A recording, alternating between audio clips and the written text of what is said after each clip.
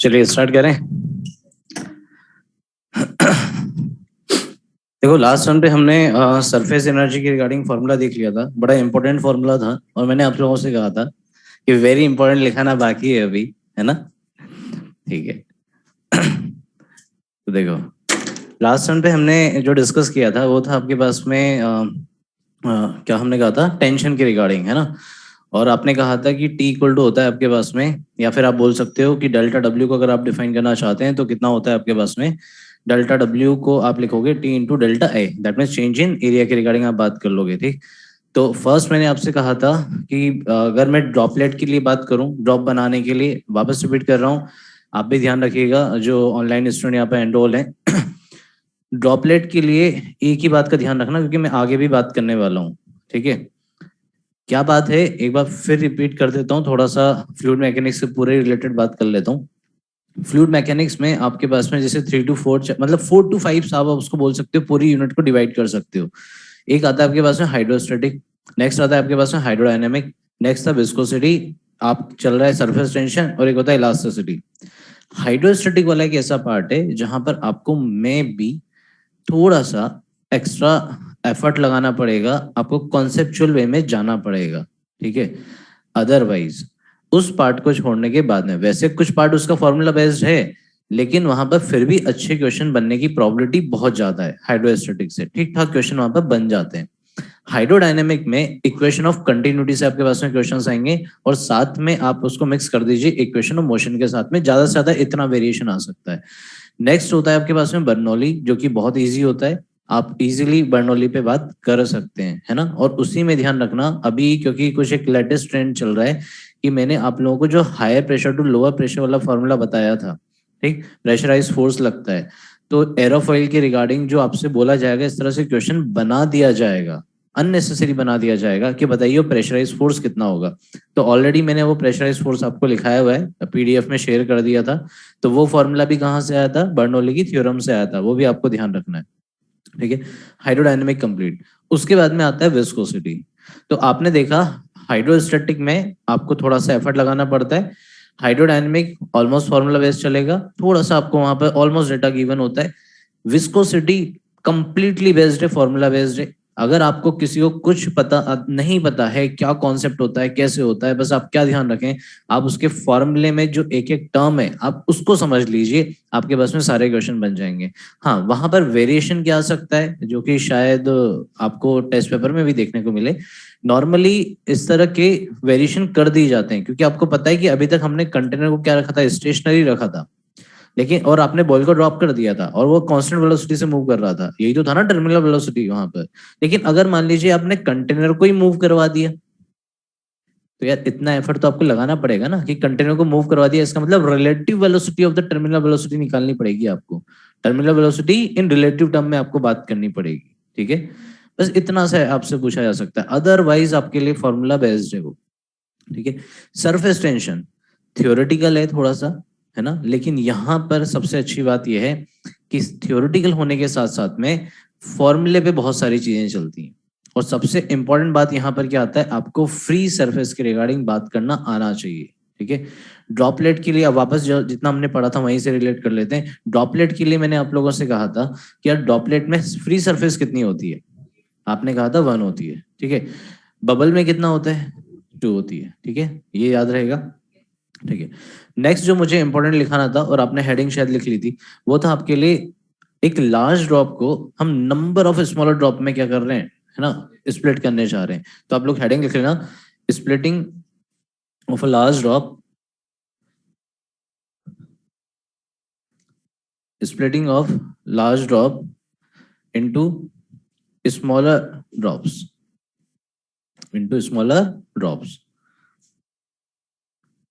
ठीक है। तो देखो लार्ज ड्रॉप के लिए बात करते हैं, तो आपने कुछ लार्ज ड्रॉप को ये ड्रॉ कर दिया है, मान लीजिए ऐसा कुछ है। और इसका रेडियस कितना है? अच्छा ड्रॉप था ना, दैट मीन्स ये आप इमेजिन कर सकते हैं कि यहाँ पे कुछ ना कुछ क्या होंगे, वाटर मॉलिक्यूल्स होंगे, ठीक है। इनका रेडियस कितना होगा? इसका रेडियस होगा कैपिटल आर के बराबर। इसको आपने किस में स्प्लिट किया? नंबर ऑफ ड्रॉप्स में आपने इसको स्प्लिट कर दिया। तो नंबर ऑफ जो ड्रॉप्स होंगी ऑब्वियस सी बात है आइडेंटिकली होंगी, और due to the surface tension कैसी होंगी? आप बोलोगे स्फेरिकल होंगी, ठीक है। हम ऐसा तो नहीं बोलते ना कि रेक्टेंगल होगा या फिर ट्राइंगल होगा। तो आपने कहा कि इसका रेडियस कैपिटल आर, इसका रेडियस आप स्मॉल आर मान लीजिए एक ड्रॉप के लिए, और सभी क्या है? आइडेंटिकल है ना। आइडेंटिकल आपको मानना पड़ेगा। यहाँ पर हम बात करते हैं कि कितनी ड्रॉप्स हैं? एन ड्रॉप्स हैं। क्लियर? सबसे पहले जो हम इस पे बात कर सकते हैं, जो कि मुझे देखते ही समझ में आता है, वापस रिपीट कर रहा हूँ, ध्यान रख लेना इस बात को, वॉल्यूम कंजर्वेशन पे आपको बात करनी है। जितना वॉल्यूम इसका था उतना ही वॉल्यूम ये है उसी को आपने नंबर ऑफ ड्रॉप्स में कन्वर्ट किया है। इस बात को माइंड में अच्छे से सेट कर लेना, चाहे आपके पास में इसको कंबाइन करके ये किया जाए या फिर इसको कंबाइन सॉरी इसको स्प्लिट किया जाए, आपको वॉल्यूम कंजर्वेशन पे बात करनी पड़ेगी। तो देखिए इस पे मैं सबसे पहले यहाँ पर लिख लेता हूँ, वॉल्यूम कंजर्वेशन करूंगा। आप इसको क्या लिख सकते हैं? 4/3 पाई r क्यूब लिख सकते हैं। अच्छा एक ड्रॉप के लिए वॉल्यूम कितना हो जाएगा? 4/3 पाई r क्यूब बन जाएगा। एन क्या हो जाएगा? एन नंबर ऑफ ड्रॉप्स थी यहाँ पर, इसलिए एन से मल्टीप्लाई कर दिया। जैसा कि आप देख पा रहे हैं 4/3 यहाँ पर कैंसिल आउट हो जाएगा। And now you want to calculate और you want to make a relation between the capital R and the small R. So you may easily calculate or you may easily define the relation between capital R and the small r. So R can be defined as n to the power 1/3 into small r. This is the relation between the capital R and the small r. Capital R क्या था? Big drop का radius. Small क्या है? Are क्या है? Small drop का radius. याद रहेगा, ठीक है। यहाँ से आगे बात करते हैं, जो कि अब सभी बराबर हो गए हैं बैच।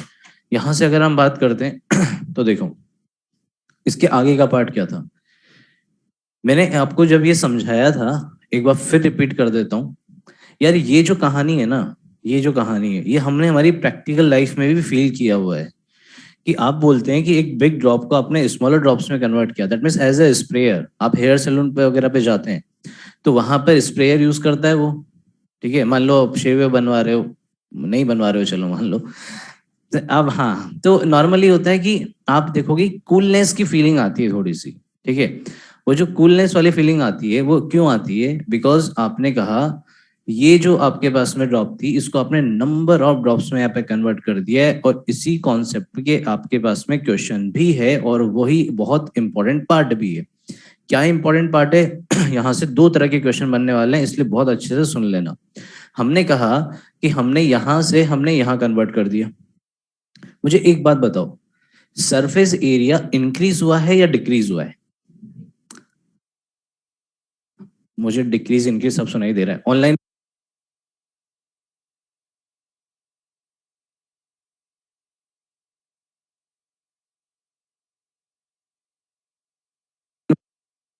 वाले भी रेस्पॉन्स करते हैं ना। सर ब्लर, अरे मैं ब्लर नहीं हूँ यार, स्किन ब्लर है सर, ब्लर।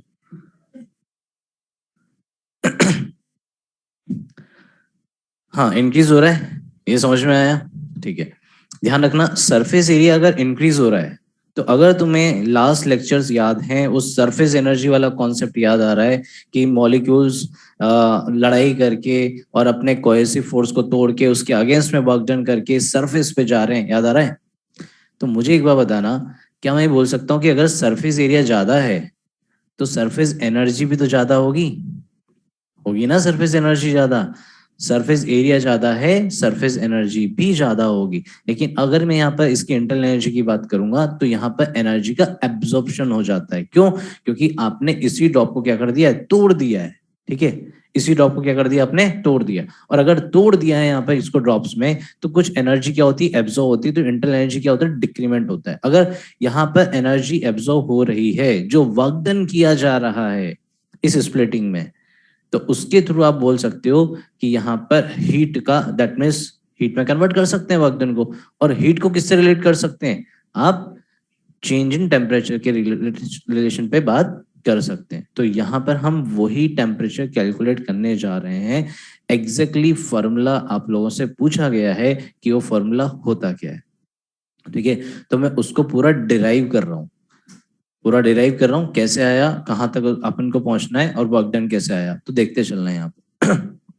देखिए हमने कहा कि अगर मैं वर्क डन की बात कर रहा हूँ, इसको यहाँ से कन्वर्ट करने के लिए सबसे पहले तो एक बात करते हैं, चेंज इन एरिया की बात कर लेते हैं या फिर सरफेस एनर्जी की बात कर लेते हैं। बिकॉज सरफेस एनर्जी क्या है, वो वर्क डन में चेंज ही तो था, क्योंकि आपको याद आ रहा होगा टी इक्वल टू कितना था, डेल्टा डब्ल्यू अपॉन में डेल्टा ए, या फिर उसी को क्या लिखा जा सकता है, डेल्टा यू अपॉन में डेल्टा ए लिखा जा सकता है। क्लियर? तो देखो अब मैं यहाँ पर अगर वर्क डन की बात करूं कि इसमें वर्क डन कितना था, दैट मीन्स इसके लिए आपने डेल्टा डब्ल्यू की बात करी, तो आप इसको बोलोगे टी इंटू डेल्टा ए लिखा जाएगा, राइट? तो ये बना मेरे पास में टी डब्ल्यू, है ना। टी की बात करते हैं, चेंज इन एरिया की बात करेंगे। चेंज इन एरिया कितना हो जाएगा, आप बोलोगे यहाँ पर 4 पाई r square, sorry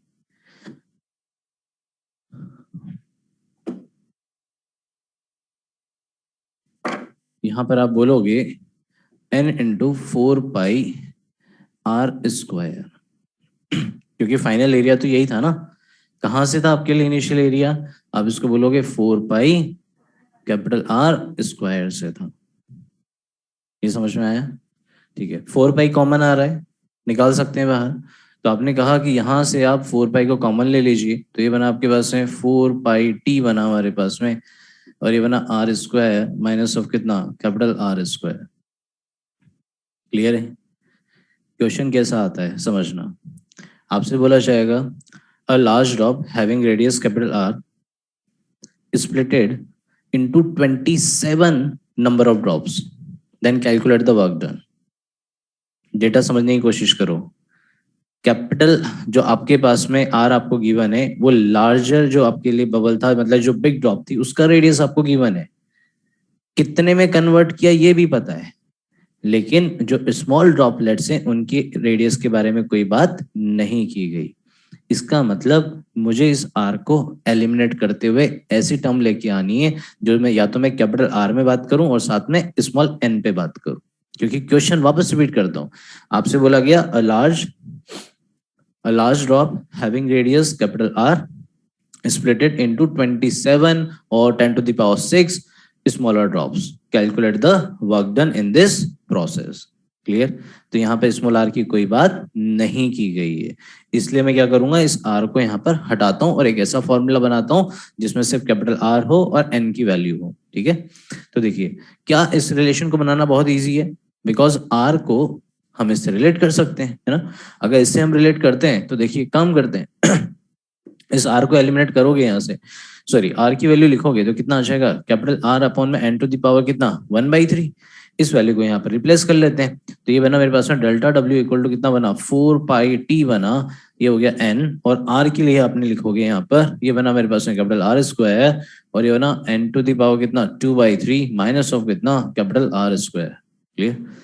R square को कॉमन ले लेते हैं, तो ये बना मेरे पास में delta W equal to 4 pi capital R square t, और ये बना n to the power, n की पावर पे बात करना है, तो 1 माइनस ऑफ 2/3 बना। ठीक है, इसका मतलब n टू दी पावर 1/3, तो ये हो जाएगा 1/3। ठीक है, और ये कितना हो जाएगा -1 आ गया। तो ये वो रिलेशन आया है जो अब हर स्टूडेंट को याद होना चाहिए अगर आप फॉर्मूला याद करना चाहते हैं तो।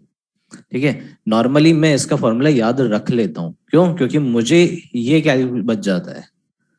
ठीक है, तो अगर आप चाहें तो इस फॉर्मूले को आप इजीली याद कर सकते हैं, इंपॉर्टेंट रिलेशन है। ठीक है, अच्छा ये तो इंपॉर्टेंट रिलेशन हो गया। अब मैं वापस बात करता हूँ यहाँ पर, जो मैंने आपसे कहा था कि ये जो वर्क डन है, मैंने अभी अभी थोड़ी देर पहले कहा था, जिसको मैं शायद आपको लिखवा भी दूंगा अभी, कि यार इस पूरे प्रोसेस में सरफेस एनर्जी तो बढ़ती है ना, सरफेस एरिया बढ़ रहा था, सरफेस एनर्जी भी बढ़ती है, लेकिन इस प्रोसेस में यार यहाँ पर इसको तोड़ने के लिए जो आपने वर्क डन किया है, स्प्लिट करने के लिए जो वर्क डन किया है, वो वर्क डन जो किया जाता है जब स्प्लिट हो जाता है तो कूलनेस क्यों फील होती है हमें? क्योंकि इस कंडीशन में एनर्जी का एब्जॉर्प्शन होता है, एनर्जी का एब्जॉर्प्शन हुआ तो टेम्परेचर क्या होता है, डिक्रीज होता है। तो डिक्रीमेंट मुझे कैलकुलेट करना है कि वो डिक्रीमेंट कैसे आया। तो उस डिक्रीमेंट को डिफाइन करने के लिए देखो हम यहाँ पर क्या बोल सकते हैं, वर्क डन को रिलेट किया जा सकता है किसके साथ में, हीट के साथ में, क्योंकि आपको पता है जूल्स लॉ आपको पता होगा। ठीक है, क्या था जूल्स लॉ कि work done can be completely converted और 100% can be completed into heat, but heat can not be completed, हाँ वर्क डन कंप्लीटली, है ना, बोल सकते हैं। तो देखो वर्क डन को आपने हीट में कन्वर्ट किया, ठीक है, कर लेते हैं, प्रोपोर्शनलिटी का साइन हटेगा, जे की वैल्यू आ जाएगी। जे की वैल्यू मैं सिर्फ इसलिए लिख रहा हूं यहाँ पर क्योंकि ये कन्वर्जन फैक्टर है, क्योंकि एस की वैल्यू थर्मल पढ़ ली है ना, एस की वैल्यू आप लोग क्या करते हो जनरली कैलोरी पर मोल केल्विन में गिवन होती है, इसलिए वो जे की वैल्यू वहां पर ली जाएगी। अगर तुम्हारे पास में स्पेसिफिक हीट, अगर न्यूमेरिकल क्वेश्चन आ जाता है, अगर आपके पास में स्पेसिफिक हीट किस में है, एसआई यूनिट में, पूरा डेटा ही एसआई यूनिट में चल रहा है, फिर तो कोई प्रॉब्लम ही नहीं है, जे का यूज करने का भी मतलब नहीं है फिर तो, क्योंकि हम जे तो सिर्फ इसीलिए यूज कर रहे थे ना वहां पर। समझ में आ रहा है मैं क्या बोल रहा हूँ? हवा में तो नहीं चल रही ना बातें। W equal to J Q पढ़ा होगा ना, मैंने ही लिखा था। अच्छा ठीक है, तो W इक्वल टू कितना हो जाएगा, जे क्यू होता है, तो वहां पर जे क्यों आ रहा है, कन्वर्जन फैक्टर है, बस इस बात का ध्यान रखना, क्योंकि कभी कभी स्टूडेंट क्या करते हैं, इसको थोड़ा सा मिस प्रिट कर लेते हैं, मिस इंटरप्रेट कर लेते हैं कि यार ये जे था क्या और इसको हम क्यों डिवाइड कर रहे हैं। तो मैंने आपको बता दिया है कि अगर ऐसा ही यूनिट में आपको डेटा गिवन है तो फिर आपको कोई प्रॉब्लम नहीं है, लेकिन अगर आप स्पेसिफिक हीट की वैल्यू किस में ले रहे हो, कैलोरी में लेने जा रहे हो, तब उस कंडीशन में आपको यूज करना पड़ेगा, क्योंकि ये जो वर्क डन निकल के आया है किस में आएगा, ऐसा यूनिट में आया है, ठीक। तो देखो इस वर्क डन को हीट में कन्वर्ट किया, तो आपने कहा डेल्टा डब्ल्यू किसके बराबर हो गया, जे इंटू डेल्टा क्यू के बराबर, राइट। और इसको हम क्या लिख सकते हैं, इसको आप यहां से लिख सकते थे डेल्टा डब्ल्यू इक्वल टू कितना बनेगा, J into M S delta theta बनेगा, ठीक है। मुझे डेल्टा थीटा में ही इंटरेस्ट है, इसी में इंटरेस्ट है ना, ठीक है। अगर इसी में इंटरेस्ट है तो हम यहाँ से क्या लिख सकते हैं कि delta theta can be written as of delta W upon में कितना बना, J into M into S बन गया। बोलो क्या वर्क डन है हमारे पास में, वर्क डन है। वर्क डन पे आ जाओ, अगर वर्क डन था दैट मीन्स अब आप यहाँ पर क्या लिख सकते थे, ये बनेगा 4 पाई r स्क्वायर टी 1/3 -1 अपॉन में कितना बना, जे इंटू कितना एम इंटू एस बना। क्लियर? देखा जाए तो हमारा डेल्टा थीटा आ गया जितना चेंज इन टेम्परेचर हुआ, लेकिन ये फॉर्म वो फॉर्म नहीं है जो आपको वहां पर पेपर में अवेलेबल था, ये वो फॉर्मूला नहीं है अभी तक जो वहां पर आपको नजर आया होगा, ठीक है। तो इसको बस फॉर्मूला आ चुका है, फिजिक्स का कॉन्सेप्ट लग चुका है, अब तो क्या है, सिर्फ इसको अलग अलग फॉर्म में दिखाने वाली बात है कि इसको दिखा कैसे कैसे सकते हैं, ठीक है, इसको इसका लुक कैसे चेंज किया जा सकता है, बस हमें इसके लुक पे बात करनी है। तो यार ये शायद पसंद ना हो तो इसका थोड़ा सा मेकओवर किया जाता है। अब क्या किया जाता है वो समझना। बोलो मास को क्या लिख सकते हो, वॉल्यूम इंटू डेंसिटी लिखा जा सकता है। और ऊपर जरा नजर डालो, ऊपर है 4 पाई r स्क्वायर, यार ये कितना अच्छा होता है अगर इसको 4 पाई 3 पाई r क्यूब हो जाता है, समझ रहे हो, तो थोड़ा और अच्छा लगता, ठीक है। तो देखो इसको कुछ ऐसे ही करते हैं, सबसे पहले तो इसको 3 से ये लीजिए, ये कर लेते हैं, मल्टीप्लाई कर लिया, क्लियर। अच्छा एक काम और कर लेते हैं, क्योंकि आपके वो जो फॉर्मूला है बनेगा, जो आपको शायद नजर आएगा, किसी बुक में नजर आएगा, उसमें स्मॉल आर की भी टर्म होगी, ठीक है भाई। देखा जाए तो यहाँ तक हो चुकी है बातें सारी खत्म, अगर स्मॉल आर की भी टर्म लेके आनी है तो स्मॉल आर की भी टर्म लेके आ जाओ यार, कैसे लेके आओगे। एक काम करते हैं, स्मॉल आर की टर्म लाने के लिए इसको ही ले लेते हैं, क्योंकि एन को हटाना है मुझे, एन की टर्म हटानी है मुझे, है ना। तो देखो यहां से मैं बात कर सकता हूँ, है ना, यहां से बात कर सकते हो, क्या लिखा जाएंगे, कैपिटल आर अपॉन में स्मॉल आर लिख दिया जाएगा। तो देखो इसी रिलेशन पे फिर बात करते हैं, डेल्टा थीटा बन गया। अच्छा ये अभी रुको यहाँ पर, ये बनेगा 3 इंटू कितना हो जाएगा 4, ये यहाँ पर 3 था, ये जे था, मास को लिख लेते हैं वॉल्यूम इंटू डेंसिटी, और ये हो गया स्पेसिफिक हीट, है ना। और ये बना मेरे पास में 4 पाई r स्क्वायर, ये बना टी। अच्छा n की पावर 1/3 को आप यहाँ पर क्या लिख सकते थे, कैपिटल R अपॉन में स्मॉल r -1, ठीक है। इस r को यहाँ पर कॉमन ले लीजिए, इस r को जैसे ही आप कॉमन लोगे यहाँ से, तो ये कितना हो जाएगा 1 अपॉन में कैपिटल R, ये बन गया 1, ये हो गया क्यूब। तो अब आपके पास में नजर आ रहा होगा 4 पाई 3 पाई r क्यूब, है ना। तो इसको यहाँ से ये वाला जो पार्ट है, इस वाले पार्ट को वॉल्यूम बना सकते हैं। वॉल्यूम से वॉल्यूम क्या हो गया तुम्हारे पास में, कैंसिल आउट हो गया। अब वो तुम्हारे पास में रिलेशन आ गया है, इस फॉर्मूले का वो लुक आपको नजर आ गया है जो कि आपको वहां पर नजर आया होगा। ये लीजिए,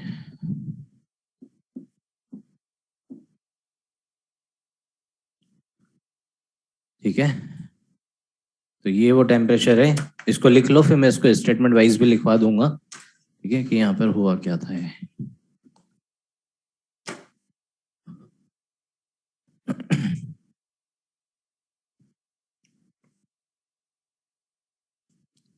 आज गर्ल्स का है, अब तो मुझे भी नजर आ रहा है नहीं है।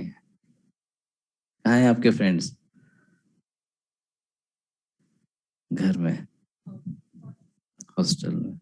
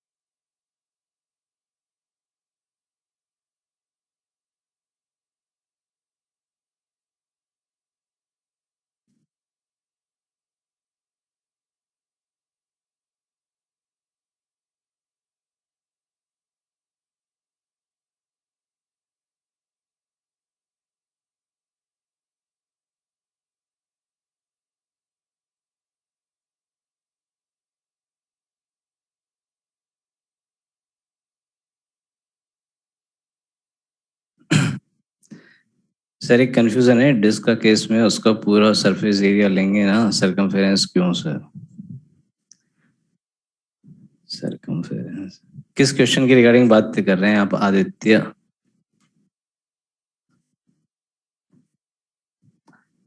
अब पूरा सिंगल अगर स्क्रीन ब्लर है, that means there is a network problem issue at your side, so I don't think so here is any internet connectivity here.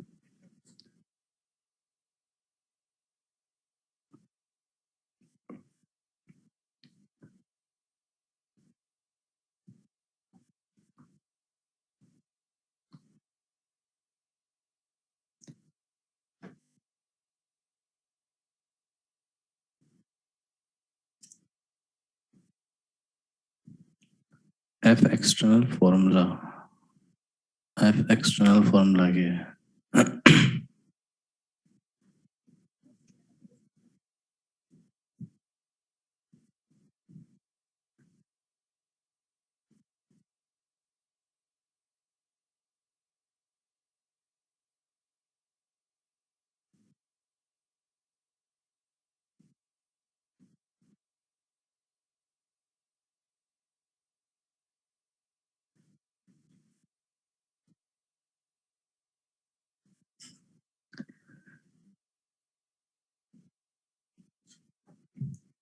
Tanisha, आपके जो क्वेरी है, इस क्वेरी का रिप्लाई हम लास्ट क्लास में देंगे, ठीक है?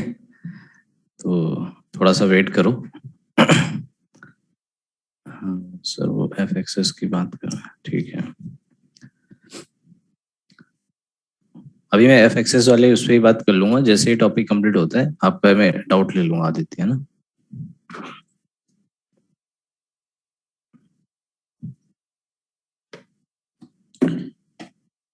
हो गया यहाँ तक नोट? ठीक है।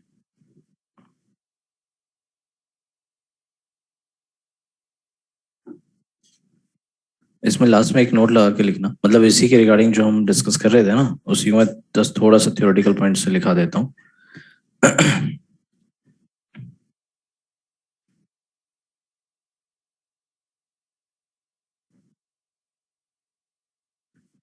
इसमें लिखना, in this process, in this process. अच्छा ये बताओ, ये जो आपने लिया है यहाँ पर जो रो लिया है, ये रो क्या है? किसकी डेंसिटी? लिक्विड की डेंसिटी, हाँ, क्योंकि देखो जो भी लिक्विड रहा होगा उसी को तो यहाँ पर आपने किया है ना, दैट मीन्स ये डेंसिटी ऑफ द लिक्विड है ना, लिक्विड की डेंसिटी स्पेसिफिक किसकी है?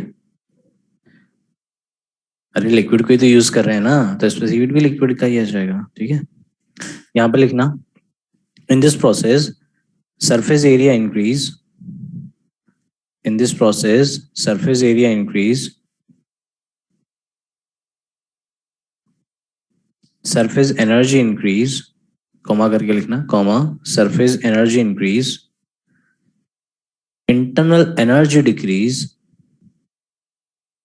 internal energy decrease, temperature decrease, comma, temperature decrease, and and energy is absorbed, and energy is absorbed.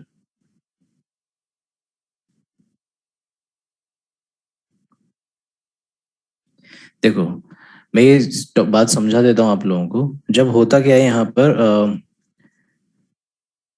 जब सरफेस एरिया बढ़ता है, जब सरफेस एरिया बढ़ता है, तब सरफेस एरिया बढ़ते टाइम पे एनर्जी का कुछ एब्जॉर्प्शन हो जाता है। और सरफेस एरिया बढ़ते टाइम पे, ठीक है, एनर्जी का एब्जॉर्प्शन होता है। और जब एनर्जी का एब्जॉर्प्शन होगा तब फिर आप बोलते हो कि जब एनर्जी एब्जॉर्ब हो गई आपके पास में, तो ये इंटरनल एनर्जी क्या है बेसिकली, उसकी वो टोटल एनर्जी, ठीक है। तो उसमें क्या होता है, डिक्रीमेंट होता है। अब वो डिक्रीमेंट हुआ एनर्जी के एब्जॉर्प्शन की वजह से, तो इसीलिए हमने क्या कहा, डेल्टा थीटा। कोई यहाँ पर क्वेरी भी कर रहा है ऑनलाइन कि डेल्टा थीटा क्या है, तो ये चेंज इन टेम्परेचर है जो डिक्रीमेंट को शो कर रहा है यहाँ पर। तो आप बोलोगे डिक्रीमेंट इन टेम्परेचर। अगर किसी को डाउट हो तो यहाँ पर लिख भी लेना, डेल्टा थीटा क्या था यहाँ पर, डिक्रीमेंट, या फिर आप इसको बोल दोगे डिक्रीमेंट इन टेम्परेचर, या फिर आप इसको बोल दोगे बोल दोगे चेंज इन टेम्परेचर। तो चेंज इन टेम्परेचर कैसा आएगा, माइनस में आएगा, ठीक है। अगर चेंज की बात करोगे तो माइनस, और अगर आपने ऑलरेडी लिख दिया डिक्रीमेंट, तब तो क्या आ जाएगा, एग्जैक्टली ये वैल्यू बन जाएगी, ठीक है। अच्छा एक क्वेश्चन मैं आपको दे रहा हूँ, इसी से रिलेटेड है, सिंपल सा क्वेश्चन है, ठीक है। जितना जल्दी कर सकते हो उतना जल्दी करके रिप्लाई देना, ठीक है। सबसे पहली बात तो मैं आपको बोल देता हूँ मुझे एक बात बताओ, बिग ड्रॉप को आपने नंबर ऑफ ड्रॉपलेट्स में कन्वर्ट कर दिया, एनर्जी का एब्जॉर्प्शन हुआ, टेम्परेचर डिक्रीज हो गया, ठीक है।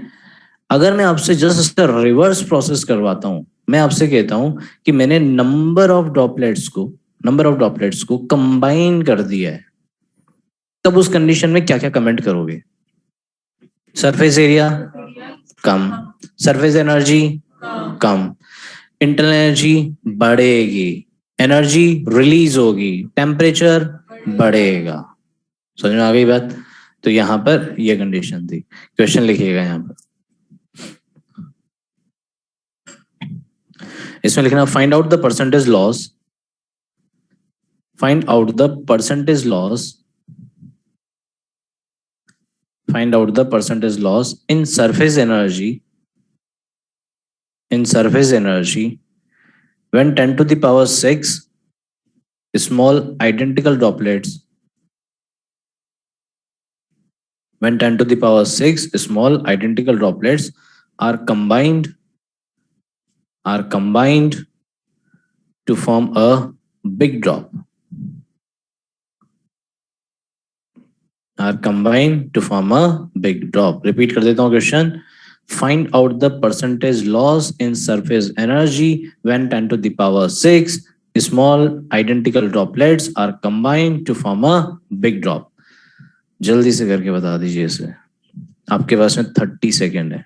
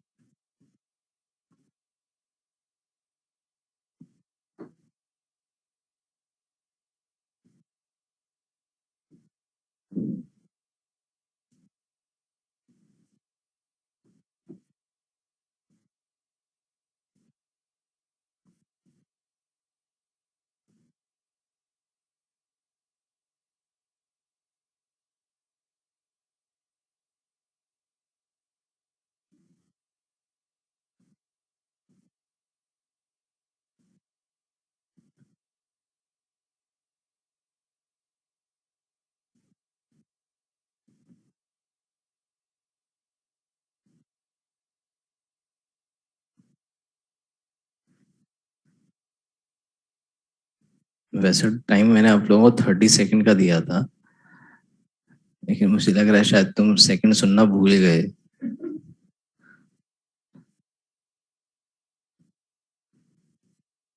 कि सर आप बड़ी यूनिट्स में बात करो सर। सर आप मिनट्स में जाओ। सर सॉरी सर, मिनट्स में भी नहीं सर, आवर्स में जाओ सर आप। हाँ बिल्कुल सही जा रहे हो बेटा।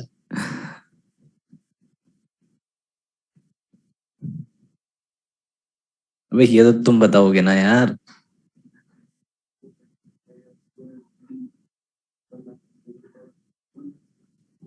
What's your good name? Gajendra. Gajendra आपको पता है क्वेश्चन क्या है? बेटा आज तुम थोड़ा सा मुझे क्या प्रॉब्लम है, मतलब क्यों इतना परेशान हो रहे हो? 0.1%? 10 to the power 3? 10 to the power 3 मतलब 1000%। ओके।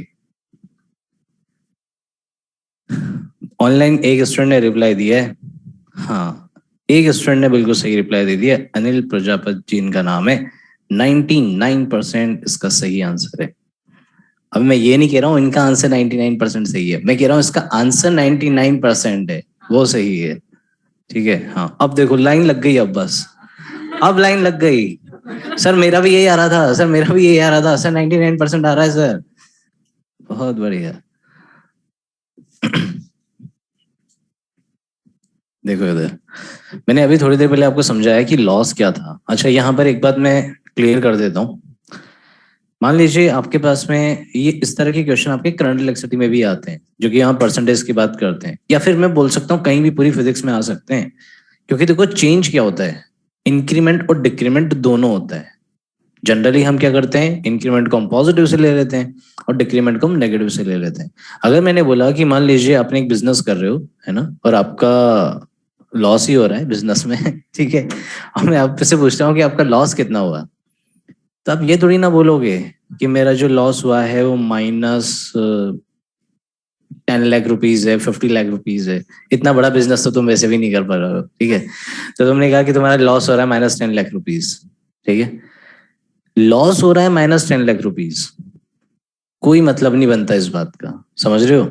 और अगर इसकी फिजिक्स की लैंग्वेज में बात की जाए, मैथमेटिकली बात की जाए, तब तो तुमने कुछ गलत ही बोल दिया कि तुम लॉस को डिफाइन करना चाह रहे थे और लॉस को भी तुमने बोला -10 लाख रुपीज, मतलब ये तो तुम्हारा प्रॉफिट हो गया। समझे बात को। तो क्वेश्चन क्या आता है आपको इस तरह से परेशान करता है, मैंने आपको बोला परसेंटेज लॉस, डेफिनेटली वहां पर एक ऑप्शन होगा -99%, और कोई ना कोई स्टूडेंट -99% को पिक कर ही लेता है, ठीक है। तो मैं इसलिए आपको बता रहा हूं कि आप ध्यान रखना कि आपसे चेंज पूछा जा रहा है या फिर लॉस या प्रॉफिट सीधे सीधे लिखा जा रहा है। अगर उसने चेंज लिखा होता, इसी क्वेश्चन में क्या लिखा होता कि find out the percentage change या चेंज इन, मतलब परसेंटेज चेंज इन जो भी बोला जा रहा है सरफेस एनर्जी, तब चेंज की बात आ जाती ना, तब तुम यहाँ पर -99% वाले ऑप्शन पे जाते। क्लियर है। और अगर सिर्फ डिक्रीमेंट उसने बोल दिया, लॉस उसने बोल दिया, तब तो आपके लिए जो एग्जैक्ट वैल्यू है फिर आप उसी पर बात करोगे। क्लियर है। तो देखो यहाँ पर लॉस क्यों हो रहा है, सबसे पहले तो वो समझ लेते हैं। जैसा कि आपने कहा था कि कंबाइन करने पे टेम्परेचर बढ़ता है, टेम्परेचर बढ़ेगा, टेम्परेचर बढ़ेगा, सरफेस एनर्जी क्या हो जाएगी, कम हो रही थी, है ना। तो देखो इनिशियली हम बात करते हैं चेंज निकालने के लिए, मतलब परसेंटेज अगर लॉस की बात करोगे तो परसेंटेज लॉस के लिए आप क्या बोलोगे, इनिशियल माइनस ऑफ कितना होगा, फाइनल अपॉन में कितना हो जाएगा, इनिशियल इनटू कितना हो जाएगा 100, यही तो करोगे ना यार।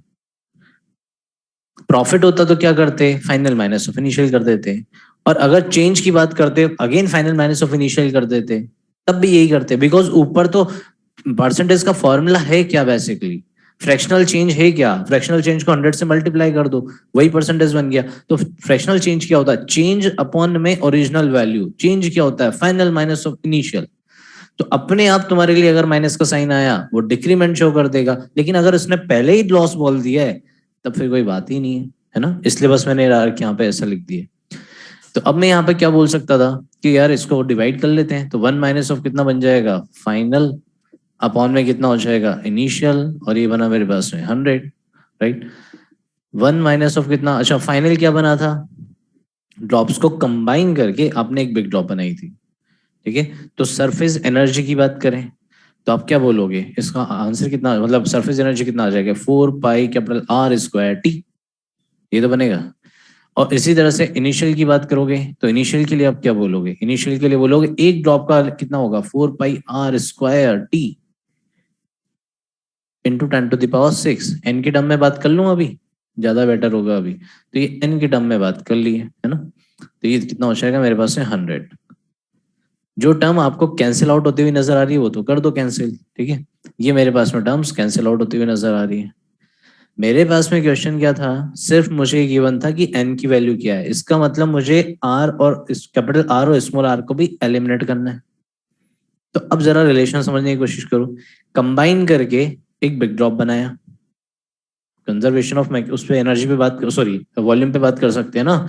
तो आप क्या बोल रहे थे कि मतलब 4/3 पाई R³ ये एन, जिसको हम बोलते थे वॉल्यूम कंजर्वेशन, तो इसको आप क्या लिखोगे, 4/3 पाई R³ के बराबर कब कर रहे हो, ये कैंसिल आउट हो गया हमारे पास में। यहां से आप रिलेशन देखो जरा, यहां से अगर आप रिलेशन निकालते हो तो रिलेशन अगेन आप बोल सकते हो कि कैपिटल R इक्वल टू कितना आ गया, n⁻⁴ इंटू कितना हो गया स्मॉल r, याद आ रहा है। इसी तरह से तो हम निकालते थे रिलेशन, रिलेशन आ गया, वही रिलेशन है।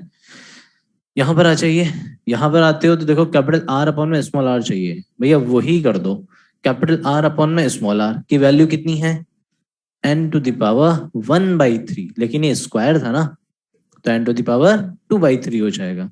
तो ये रिलेशन कितना बना, 1 माइनस n⁻⁴ कितना 2/3 अपॉन में कितना बना n इंटू कितना हो गया 100। इसको न्यूमरेटर में लेके गए, 2/3 -1 मतलब -1/3 बना, -1/3, तो 1 अपॉन में लिखा जा सकता है। तो क्या लिखोगे, 1 माइनस ऑफ 1 अपॉन में कितना, n⁻⁴ इंटू कितना हो गया 100। अच्छा n क्या है, 10⁻⁶। इसका मतलब ये रिलेशन क्या बना आपके पास में कि 1 माइनस ऑफ 1 अपॉन में 10⁻⁶ था, 6 का मतलब कितना हो जाएगा 2 बनेगा, तो ये बना आपके पास में 100। तो ये 100 कितना हो गया 99, 99 इंटू 100, तो इसका मतलब आंसर कितना आया 99% इसका आंसर, ठीक है। तो जो बातें थी छोटी सी बात थी वो भी मैंने आपको समझा दी, माइनस वाला जो कॉन्सेप्ट था ध्यान रखना उसे।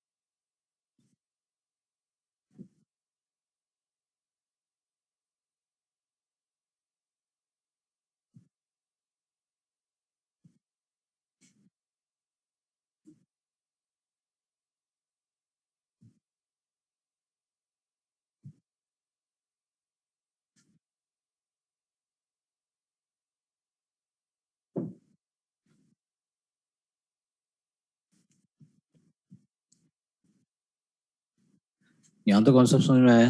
अब देखो यार यहाँ तक के जो क्वेश्चन है बेसिकली बस इस तरह की क्वेश्चन है, थोड़ा सा बेवकूफ़ बनाने वाली बात है बस। आपको परेशान करने के लिए नॉर्मल कॉन्सेप्ट दे दिया जाता है। जैसे आपसे बोल दिया जाएगा कि रेक्टेंगल फिल्म है, तो बताइए, जैसे मान लीजिए कोई भी डेटा हो सकता है कि भाई 5/4 आपके पास में सेंटीमीटर की है। जैसे आपसे बोल दिया गया कि 5/4 सेंटीमीटर की एक मेरे पास में क्या है, एक रेक्टेंगल फिल्म है। ये रेक्टेंगल फिल्म है ना, एक स्क्वायर इस तरह से बोल सकते हो, रेक्टेंगल फिल्म, ये फिल्म बन गई। अब आपसे बोला क्या जा रहा है कि इसको आपको कन्वर्ट करना है 6 × 7 सेंटीमीटर, 6/7 सेंटीमीटर फिल्म है। तो बताइए वर्क डन कितना होगा। इस तरह का क्वेश्चन आता है। तो यार आपको पता है ना कि बेसिकली आप चेंज इन एरिया की तो बात कर रहे हो। तो बस कितना हो जाएगा, W = कितना होता है, T × Δ A होता है। टी की वैल्यू आपको गिवन होगी, डेल्टा ए पे यहाँ से निकाल सकते हो। बोलो आपका आंसर आ जाएगा क्या, पक्का? कोई गलती तो नहीं है ना इसमें? देख लो, समझ लो।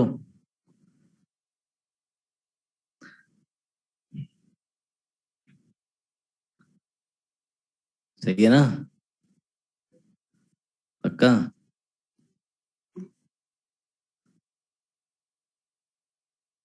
हाँ भैया कुछ बोल रहे हैं, बोलिए भैया।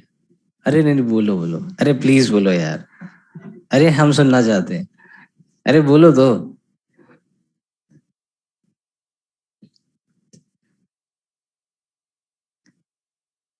जो मैंने मेन कॉन्सेप्ट सिखाया था वो तो भूल ही गए ना तुम। मैंने क्या कहा था, फ्री सरफेस की बात समझो ना यार। आपने ये जो एरिया किया, ये क्या था एरिया?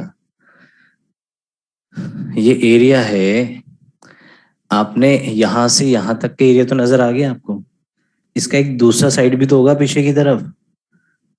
तो यही तो मैंने सिखाया था यार कि आपको ये देखना पड़ेगा फ्री सरफेस। अब देखो तुम्हारे सामने फॉर्मूला है, तुम्हारे सामने कॉन्सेप्ट है, लेकिन तुम अभी हर स्टूडेंट यहाँ पर ऑलमोस्ट गलती कर गए। तो गलती क्या है, आपको ध्यान रखना पड़ेगा कि ये तो बढ़ा दिया आपने, लेकिन भाई आपने पीछे की तरफ भी तो बात करी थी, इसका जो बैक साइड होगा। तो आपके लिए दो फ्री सरफेस हो गई, मतलब यही रिलेशन क्या हो जाएगा, 2 से मल्टीप्लाई हो जाएगा। इस तरह से आपसे क्वेश्चन पूछेगा। या फिर आपको और परेशान करने के लिए वो क्या कर सकता है, आपसे बोल सकता है कि एक जो फ्रेम है उस पे हमने एक लाइट थिन रॉड हमने लगा दिया, अटैच कर दिया फिल्म के साथ में। बताइए उसका मास कितना है। क्यों? क्योंकि वो आपको शेप ही दे देगा। ये लीजिए, ये एक बोल दिया उसने, रॉड लगा दी, अब उससे बोल दिया जाएगा इसका मास बताइए, तो क्या करोगे इसको? आप बोलोगे ना ये mg को किसके साथ में कंपनसेट करोगे, यहाँ पर जो फोर्स लग रहे होंगे उसी के साथ में कंपनसेट करोगे। बस मास आ गया। दैट मीन्स आपसे वो रेडियस भी पूछ सकता है, क्योंकि मास इक्वल टू कितना, वॉल्यूम इनटू डेंसिटी। तो बस घुमा फिरा के वो इन्हीं फॉर्मूले का यूज करना है, और कुछ नहीं करना है। वर्क डन आपके पास में, रिलेशन आपके पास में है। आपको बस इतना पूछा जाएगा कि वर्क डन निकालने के लिए कितना वर्क डन करना, सॉरी वर्क डन कितना कैलकुलेट करना पड़ेगा। डेटा आपको दे देगा, 10⁻⁶ स्मॉलर ड्रॉप्स दे देगा। बिग ड्रॉप को स्मॉलर में कन्वर्ट कर देगा, या स्मॉलर को बिग में कन्वर्ट कर देगा, या फिर ऐसा कोई चेंज इन एरिया दे देगा। जैसे बबल सोप के रिगार्डिंग मैंने बात करी थी कि R1 से R2 तक के लिए वर्क डन, मैंने डायरेक्ट डेटा फॉर्मूला लिखा दिया आप लोगों को। बस इस तरह के फॉर्मूला बेस्ड क्वेश्चन है। तो क्या हम इनको एक साथ देख सकते हैं? एक साथ पूरा याद करके आ जाना, तो क्वेश्चन करने में ही मजा आएगा। अदरवाइज तो ये कि मैं करता रहूंगा क्वेश्चंस और आप लोग बस लिखते रहेंगे। तो ज्यादा बेटर ये है कि मैं आप लोगों से क्वेश्चन डिस्कशन पे जाऊं, तो आप लोग क्या करना, इसको पूरा याद करके आ जाना। ठीक है, हम इसको एक साथ ही देख लेंगे। इसका नेक्स्ट पार्ट में चल लें, थियोरेटिकल पार्ट जो है वो डिस्कस कर लें। ठीक है, तो इसका जो नेक्स्ट पार्ट है हम उस पर जा रहे हैं, उसको बोलते हैं एक्सेस प्रेशर के लिए बात की जाती है। वहां पर भी मैं देखो आपको एक रिलेशन बता रहा हूँ, उसी पे काम करना। अगर वो आपको बात समझ में आती है तो कभी कोई प्रॉब्लम नहीं आएगी। ठीक, और मैं उसका डेरिवेशन भी नहीं कर रहा हूँ, क्योंकि अगर मैं डेरिवेशन करूंगा तब भी आप लोगों को अल्टीमेटली वही फॉर्मूला याद रखना पड़ेगा। तो अभी आपको समझ में आ जाएगा आपको क्या याद रखना है। तो हेडिंग लिखिएगा excess pressure. Excess pressure heading लिखना, और इसमें केस वाले लिखना। एक्सेस प्रेशर लिख के इसमें लिखना केस 1। केस 1 में लिखना excess pressure for a droplet. Excess pressure for a droplet, case number 1 की बात कर रहा हूं।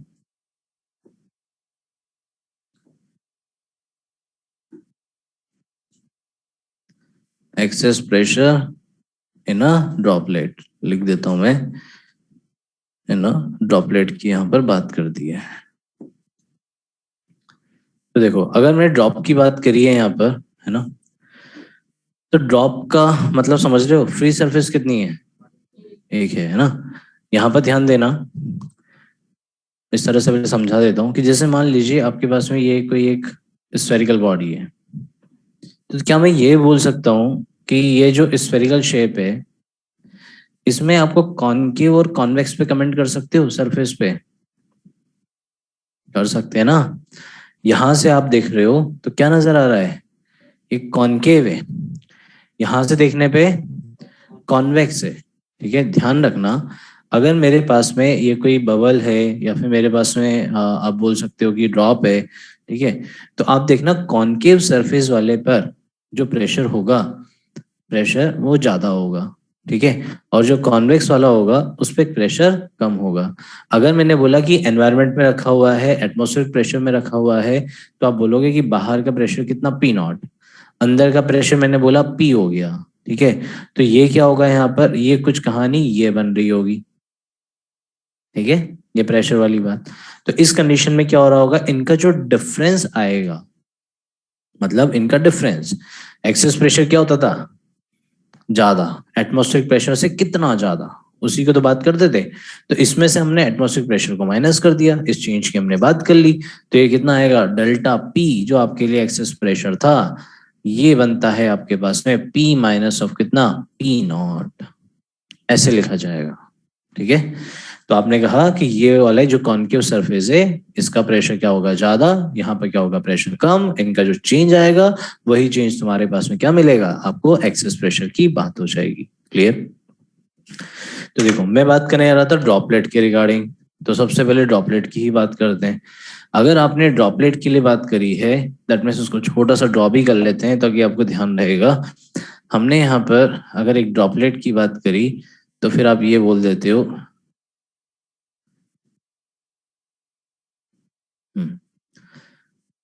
तो यहाँ पर ये बना हमारे पास में, ये ड्रॉप्स आ गई हैं। ठीक है, ये हो गया कैपिटल आर, कैपिटल आर ले सकते हो, स्मॉल आर, जो भी आपको रेडियस समझ में आता है आप वो कंसिडर कर लेना। ठीक है, इसके लिए आप बहुत बात करोगे, जो एक्सेस प्रेशर होगा, दैट मीन्स आप इसको बोलोगे, बाहर को मैंने पी नॉट ले लिया था, अंदर के मैंने अगर इसको पी कंसिडर कर लिया है ना, इस तरह मान लेता हूँ कि ये पी था और ये बाहर कितना हो गया, पी नॉट हो गया, तो आप इसको बोलोगे P minus of P not, ये किसके इक्वल है, 2t अपॉन में आर के इक्वल है, 2t अपॉन में आर के इक्वल होगा। इसको याद रख लो बस। ठीक है, इसको याद रखने से बेनिफिट क्या होगा, इसको याद रखने से बेनिफिट ये होगा कि जब मैं केस सेकंड की बात करूंगा, केस सेकंड की बात करूंगा, जब मैं आपसे बोलता हूं कि excess pressure in a soap bubble,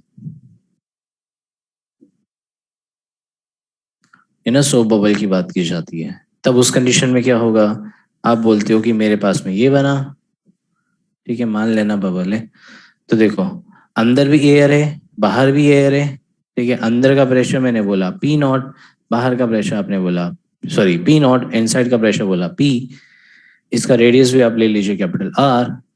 तो बोलो क्या यहाँ पे दो फ्री सरफेसेस नजर आ रही हैं, एक के लिए कितना, 2t/r, तो इस दो के लिए कितना हो जाएगा, 4t/r।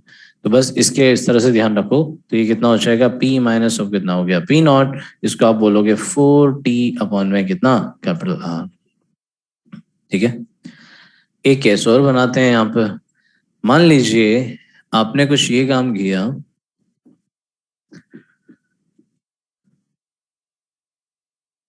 Excess pressure for a bubble, for a bubble which is placed at h depth in a liquid। किसी लिक्विड में एक बबल है जो h डेप्थ पर है, h डेप्थ कहां से कंसीडर करते हो, फ्री सरफेस से कंसीडर करते हैं। इसका मतलब आपने कहा कि ये मेरे पास में हो गया कंटेनर, है ना, ये कंटेनर था, कंटेनर के लिए आपने कहा ये हो गया हमारे पास में फ्री सरफेस, दैट मीन्स ये हो गया हमारे पास में लिक्विड जो हमने इसमें फिल किया हुआ है।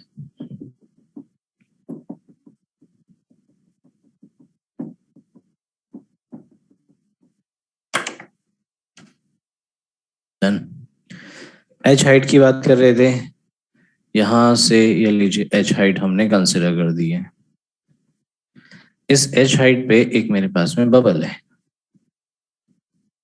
एच डेप्थ में सॉरी एक बबल था। क्या मैं ये बोल सकता हूँ कि फ्री सरफेस के बाहर एटमॉस्फेरिक प्रेशर दैट मीन्स हो गया पी नॉट। अगर मैं इस बबल के लिए बात करने जा रहा था, एक्सेस प्रेशर निकालना था, फर्स्ट ऑफ ऑल तो जरा देखना और समझना, क्या इस हाइट की वजह से कोई प्रेशर नहीं आएगा क्या? आएगा। क्या होता था प्रेशर? एच रो जी या फिर रो जी एच, जो भी आप बोलना चाहते हैं, यही होगा।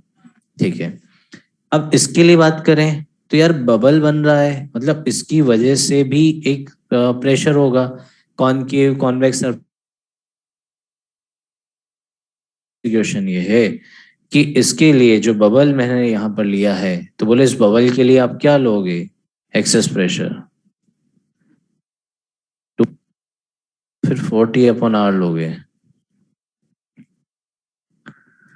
बबल था, कहाँ रखा हुआ है? आपके सामने है। Which one formula you want to use regarding to this condition? 2T/R or 4T/R?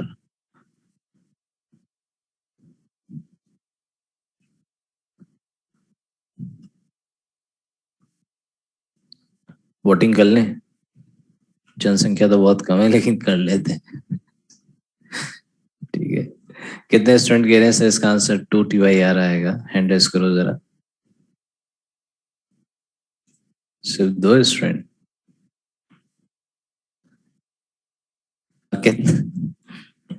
कितने स्टूडेंट कह रहे हैं सर इसका आंसर 40/R आएगा?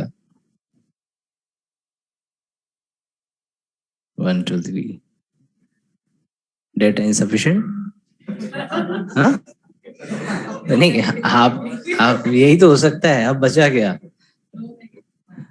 अरे नहीं, मतलब या तो डेटा इनसफिशिएंट है सर, नन ऑफ दीज। अब नन ऑफ दीज भी क्या हो सकता है? या तो ये लगेगा या तो ये लगेगा।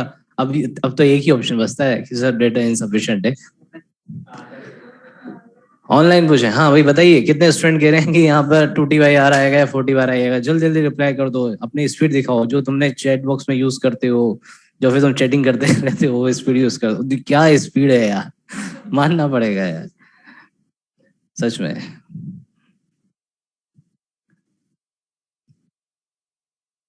अच्छा, कोई कह रहा है क्या डेटा इनसफिशिएंट है? हमारे पास में ऐसे भी उम्मीदवार हैं जिन्होंने बोला है सर डेटा इनसफिशिएंट है।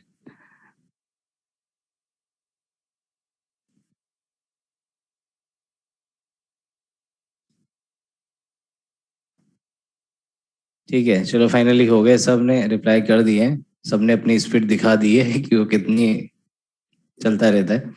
ठीक है, चलिए अब जरा एक बात समझो यार, मैंने इतने प्यार से, जब से सरफेस टेंशन स्टार्ट हुआ है, मुझे लग रहा है कि मैं मर जाऊंगा चिल्ला चिल्ला के, उसके बाद भी तुम्हारे शायद बात समझ में नहीं आने वाली है। भाई फ्री सरफेस, फ्री सरफेस पे ध्यान दो। यहाँ कितनी फ्री सरफेस थी? स्टार्टिंग में ही बोला था एक फ्री सरफेस है। क्यों है? अंदर लिक्विड है, बाहर एटमॉस्फेयर है। इसका उल्टा भी तो हो सकता है, बाहर वाटर ही वाटर है, अंदर एयर पार्टिकल्स हैं। तब उस कंडीशन में क्या बना? एक ही तो फ्री सरफेस बनी। तो ये जो कंडीशन दी गई है, बबल बोल के आप लोगों को परेशान किया गया, बबल बोल के परेशान किया गया। लेकिन आप ये भी तो देखो कि बबल कहाँ पर है, लिक्विड है उसके चारों तरफ, मतलब फ्री सरफेस कितनी नजर आ रही है? एक ही तो नजर आ रही है। इसका मतलब अब तुम्हारे लिए फॉर्मूला कौन सा यूज होगा? ये यूज होगा आपके लिए। ठीक है, तो अब यहाँ पर अगर आप ध्यान दोगे तो जो प्रेशर होगा दैट मीन्स एक्सेस प्रेशर की बात की जाएगी, तो P माइनस ऑफ कितना हो जाएगा? P not. ठीक है, अच्छा प्रेशर की हमने बात करी थी, तो अब ये जो प्रेशर होगा, यहाँ जो प्रेशर रहा होगा, एच रो जी की वजह से भी होगा और इसकी वजह से भी होगा। दैट मीन्स आप इसको बोलोगे एच रो जी प्लस कितना हो जाएगा? 2T बाई कितना? Capital R। क्लियर? अच्छा अब बात करते हैं, अगर मान लीजिए तुमसे सब पूछ लिया जाए, क्योंकि पूछा जा सकता है, अगर आपसे पूछा जाए कि इन यहाँ प्रेशर कितना होगा इस डेप्थ पे, एक्सेस प्रेशर नहीं बोल रहा हूँ, मैंने बोला इस एच डेप्थ पे प्रेशर कितना होगा इस कंडीशन में, तब तो यहाँ से नहीं, रो जी एच तो हाइट की वजह से सिर्फ, बबल अभी कहाँ पर है, बबल अभी यहाँ पर है, इसका मतलब एच रो जी तो होना ही होना है। और साथ में ये जो फॉर्मेशन होता है, बबल फॉर्मेशन होता है, ये ड्रॉपलेट बनती है, तो उसके लिए भी तो एक्सेस प्रेशर आ रहा है ना। वो कितना आ रहा है, 2T/R आ रहा था। दैट मीन्स ये 2T/R भी आएगा। तो चलो मैं लिख देता हूँ, यहां से पी अगर आपने निकाला तो ये कितना हो जाएगा, पी नॉट प्लस कितना हो जाएगा, एच रो जी प्लस कितना हो जाएगा, 2T/R। ये बनेगा। ठीक है। तो जरूरी नहीं है कि सर वो आपसे क्या पूछे, आपसे वो ये भी पूछ सकता है। ये बात समझ में आई? पक्का? ठीक है। अच्छा, इसके बाद में देखो, मैं अगर आप बोलोगे मुझसे तो मैं आपको उसका डेरिवेशन भी बता सकता हूँ, लेकिन मुझे लगता है कि कोई मतलब नहीं है उस डेरिवेशन का। हाँ, आप 11th क्लास में होते या फिर अपने पास में बहुत सारा टाइम होता, फ्री टाइम होता, तो मैं उस कंटेंट को ऑलमोस्ट हाफ एन आवर तक तो खींच सकता था। ठीक है। लेकिन इस बात से कोई मतलब नहीं कि क्या फील गुड होने वाला है आपको उसको सुन के। मेन तो ये है कि आपको वो भी आप समझ लेते, तब भी आपको क्या करना पड़ता, वो फॉर्मूला ही ध्यान रखना पड़ता। अच्छा, फॉर्मूला क्या है, क्या ध्यान रखना है, वो मैं अपने तरीके से आपको समझा रहा हूँ, आप लोग उसको देख लो, समझ लो। ठीक। यहाँ पर अब देखो, ये था जो बबल्स की बात बात थी। अच्छा, नहा के तो सभी आते हो। हाँ, वो तो कितनी जल्दी बोल रहे हैं। हाँ, ठीक। अगर नहा के आते हैं या फिर आपने देखा होगा, अच्छा ये देखो, नहाने को छोड़ो, मतलब जैसे भाई देखो, माइंड फ्री रहना चाहिए ना, तभी तो कुछ सोच पाओगे। अगर जैसे मान लो बाथरूम में बैठे हुए हो, हंस रहा है, पहले यार बोलने तो दे। ठीक है। मान ले अगर आप बाथरूम में हैं, कपड़े धो रहे हैं, ठीक है, तो थोड़ा सा फ्री माइंड भी रहेगा थोड़ा सा। ठीक है। तो अब वहां पर देखना कि बबल्स, कभी कभी आपने देखा होगा कि मान लीजिए आप कपड़े धो रहे हैं, फ्लोर पे बबल सोप जनरेट हो रहे हैं, एक दूसरे के कांटेक्ट में आ रहे हैं। तो आपने कभी ना कभी ऐसा देखा होगा, है ना, कि कुछ ऐसा हो सकता है कि जैसे मान लीजिए एक ये छोटा बबल है ना, स्मॉलर बबल है, ये कांटेक्ट में आया एक इस बड़े बबल के, ठीक है, इस बड़े बबल के, दोनों मिले और क्या कर देंगे, एक नया बबल बना देंगे। ऐसा होता ही नहीं होता है? होता है ना। अच्छा, वो बचपन में एक वो काम भी तो किया होगा, पागलपन, वो लिक्विड लेके और वो ऐसा कुछ बबल्स बनाते होंगे, ऐसे कुछ, वो भी तो होता होगा ना। तो उसमें भी अगर वो एक दूसरे कांटेक्ट में आएंगे तो क्या होंगे, वो एग्जैक्टली इसी तरह की तो कंडीशन बनेगी। अच्छा, मेरा क्वेश्चन आप लोगों से, ये देखो, यहाँ मोटू पतलू चल रहा है भाई यार।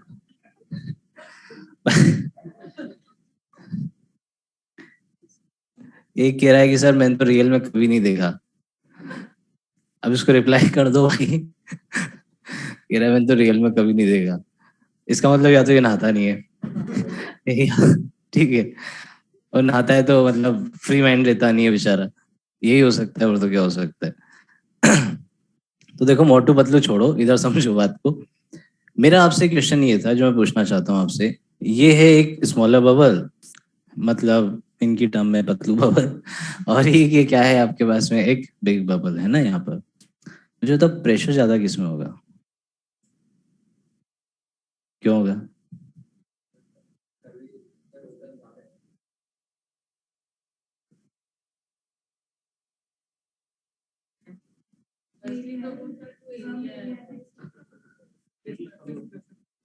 मुझे शॉर्ट एंड स्वीट आंसर चाहिए। ये तो शॉर्ट एंड स्वीट नहीं हुआ। हाँ, ये ठीक है। आप शॉर्ट एंड स्वीट ये बोल सकते हैं कि सर सिंपल सा कॉन्सेप्ट है कि सर आपने ही तो सिखाया कि जो प्रेशर है वो क्या है, 40/R। तो टी तो हो गया constant, that means R inversely proportionally तो हुआ। इसका मतलब जिसके लिए रेडियस ज्यादा है उसके लिए प्रेशर क्या हो जाएगा, कम हो जाना है ना, एक्सेस प्रेशर वहां पर कम हो जाना है। देखो, यहाँ पर हम बोल सकते थे कि यहाँ प्रेशर, सॉरी, यहाँ रेडियस क्या है, कम, मतलब प्रेशर ज्यादा। तो ये होगा क्या, अगर ये दोनों एक दूसरे कांटेक्ट में भी आएंगे तो कैसा होगा, higher pressure to lower pressure, आपको पता है डिफ्यूजन होता है। ठीक है। तो higher pressure to lower pressure ये जब जाएगा, तब होता क्या है कि ये बबल और छोटा होता जाएगा, और ये और बड़ा बनता जाएगा, ठीक है। और एक कंडीशन ऐसी आएगी जब ये डिमिनिश साइज में आ जाएगा और ये कंप्लीटली इसके साथ में कंबाइन हो चुका होगा, मतलब ये इसमें ऐड हो चुका होगा, इन्वॉल्व हो चुका होगा। क्लियर है? ये आपसे पूछा जाता है कि जब इन दोनों को मिलाया जाता है ना, जब इन दोनों को एक दूसरे के कांटेक्ट में आते हैं, आइसोथर्मली आपसे बोल दिया जाएगा कि आइसोथर्मली या वैक्यूम में रखे हुए हैं, एक दूसरे के कांटेक्ट में आए हैं, तो एक बिग ड्रॉप बनाया है दोनों ने मिलके, बताइए वो रेडियस क्या होगा। आपसे ये पूछा जाता है, पहला क्वेश्चन। तो दूसरा कॉन्सेप्ट जो आपसे पूछा जाता है, आपसे ये बोला जाएगा कि ये जो कॉमन सरफेस है, ये देखो एक कॉमन सरफेस नजर आ रही होगी जहां पर ये एक दूसरे को टच कर रहे होंगे, जहां पर एक दूसरे के कांटेक्ट में होंगे, उसके रिगार्डिंग कुछ ना कुछ क्या बोल सकते हो, उस कॉमन सरफेस के रिगार्डिंग आप बोल सकते हो एक रेडियस ऑफ कर्वेचर भी होगी। मतलब इस कॉमन सरफेस की क्या होगी, एक रेडियस ऑफ कर्वेचर होगी, सिर्फ उस पॉइंट को लेते हुए, ठीक है, उसका भी कुछ ना कुछ रेडियस ऑफ कर्वेचर होगा। तो वो रेडियस ऑफ कर्वेचर कितना होता है, ये भी आपसे पूछा जाता है, ठीक है। ये बेसिकली दो स्टेटमेंट तो आते ही आते हैं। एक मैं एडिशनली अपने तरफ से लिखा दूंगा जो कि शायद अभी तक तो नहीं आया है पेपर में कभी, लेकिन एक मैं अपने तरफ से लिखा दूंगा कि जब ये दोनों एक दूसरे के कांटेक्ट में आते हैं तो इन दोनों फिल्म्स के बीच में जो सरफेस टेंशन होता है, उनके बीच में भी तो कुछ ना कुछ एंगल बनता होगा ना, तो वो एंगल कितना होता है ये आपसे पूछा जाता है, ठीक है। तो एक स्टैंडर्ड रिजल्ट है, आप लोग डायरेक्ट याद रख लेना, ठीक है। तो यहां तक आप लोगों ने लिख लिया, नहीं लिखा? अच्छा, अपन बातें कर रहे थे। हाँ, लिखो लिखो लिखो, बातें मत करो।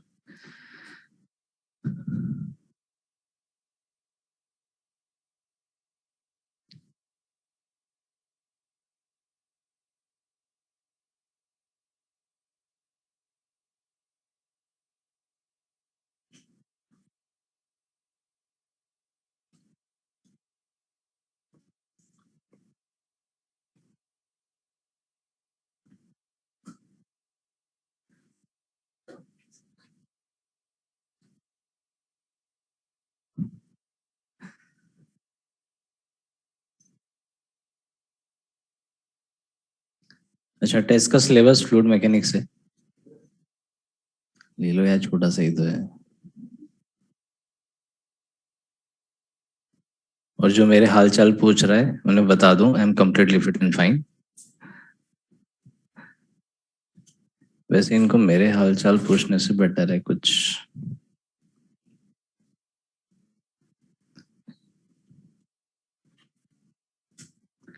मेरा टाइम पास करने के तो बहुत सारे तरीके होते हैं, पता ही नहीं है अभी ने।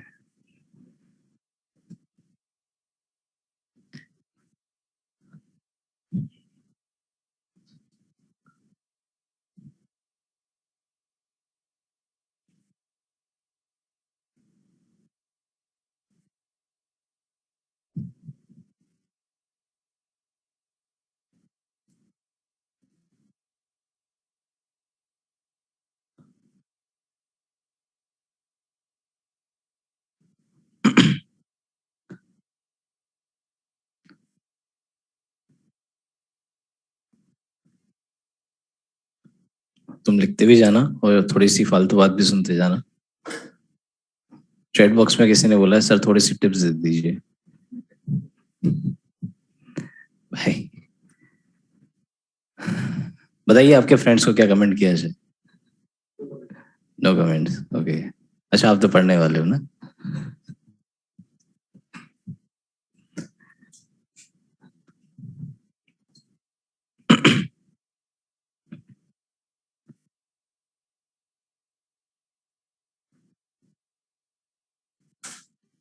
हाँ भाई, तब तक मैं ये बात कर लेता हूँ कि डिस्क वाले एरिया की बात कर लेते हैं। तो यार देखो, अगर आप कोई मुझसे डिस्क वाली बात पूछ रहे हो तो उसके पहले आपको ये पता होना चाहिए कि मैंने थिक के लिए बात करी थी कि थिक हाँ, ओनली फ्लूइड मैकेनिक्स आएगा टेस्ट में। तो जो थिक आपके पास में रिंग थी, उसमें आपने देखा है कि आउटर पार्ट होता है और एक इनर पार्ट होता है, ठीक है, बीच में। तो हमने फ्री सरफेस के रिगार्डिंग तो बात करी थी, और साथ में अगर आप टेंशन की थ्योरी देखोगे तो हमने कहा था फोर्स पर यूनिट लेंथ होता है। तो लेंथ जब आप डिस्क के लिए निकालोगे, रिंग के लिए निकालोगे, तो क्या होगा, सिर्फ लेंथ मतलब सरकमफेरेंस ही तो आएगा ना। ठीक है, वो सरकमफेरेंस आएगा। अरे भैया देखो, बहुत बड़ा डाउट है, मैं क्लियर कर देता हूँ। फिजिक्स में मैं मेरे पार्ट से रिलेटेड बात कर रहा हूँ, मैं एस एच एम और ये वेव और इनकी बात नहीं कर रहा हूँ। मैं बात कर रहा हूँ सिर्फ फ्लूइड मैकेनिक्स, मेरे पार्ट से फ्लूइड मैकेनिक्स आएगा जो मैंने डिस्कस किया है। बाकी आप पूरा सिलेबस होगा वो आपके एल एन प्लस अकाउंट पे आ जाता होगा, आ जाता है ना? आ गया होगा अब तक तो, नहीं आया? आ जाएगा। मतलब जो भी है आप पूछ सकते हैं अपने, जो भी अभी क्लास में चल रहा है एग्जैक्टली। हाँ, यहाँ तक हो गई बात, सभी ने नोट कर लिया ना? ठीक है, और आई थिंक मैंने डिस्क वाली बात भी क्लियर कंप्लीट कर दी है ना? हाँ गंगाधर जी, बिल्कुल आएगा, इलास्टिसिटी भी आएगा। फ्लूइड मैकेनिक्स सब तक कंप्लीट हो जाएगा, कंप्लीट इलास्टिसिटी भी कंप्लीट हो जाएगा। क्वेश्चन लिखना है यहाँ पर, मतलब इस नोट, क्वेश्चन मत लिखना, इसको नोट वाइज लिखना, स्टेटमेंट लगाते हुए लिखना।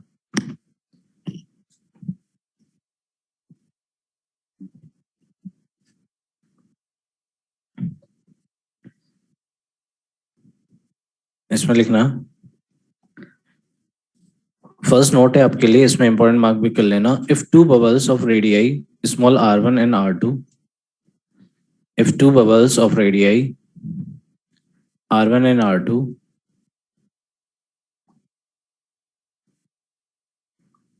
if two bubbles of radii small r1 and r2 combine isothermally, combine isothermally in vacuum, combine isothermally in vacuum, then the radius of the new bubble, then the radius of the new bubble, then the radius of the new bubble will be equal to, will be equal to small r equal to under root of r1 square plus r2 square.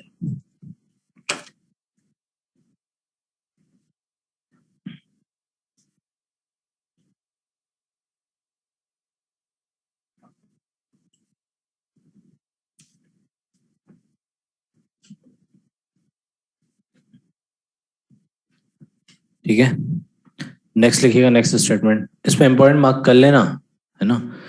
Next statement लिखना, when two sorry if two bubbles of radii, if two bubbles of radii r1 and r2, if two bubbles of radii r1 and r2, bracket में लिखिएगा r2 is greater than of r1, if two bubbles of radii r1 and r2, bracket में लिखिएगा r2 is greater than of r1, come in contact, come in contact with each other, with each other, then the radius of curvature, then the radius of curvature of the common surface, then the radius of the curvature of the common surface will be equal to, will be equal to r dash कर देना, small r dash, क्योंकि r तो हम already ले चुके हैं ना, तो r डैश मान लेना। r dash equal to r1 r2 upon में r1 r2 upon r2 minus r1 upon r2 minus of r1। एक बार लिख देता हूँ, इसको आप लिखोगे r डैश इक्वल टू कितना हो जाएगा, r1 r2 अपॉन में कितना, r2 माइनस ऑफ r1। ठीक है, तो ये हो जाएगा आपके लिए कॉमन सरफेस का रेडियस ऑफ कर्वेचर जिसको आप बोलोगे। नेक्स्ट साइकिल लिखना है statement,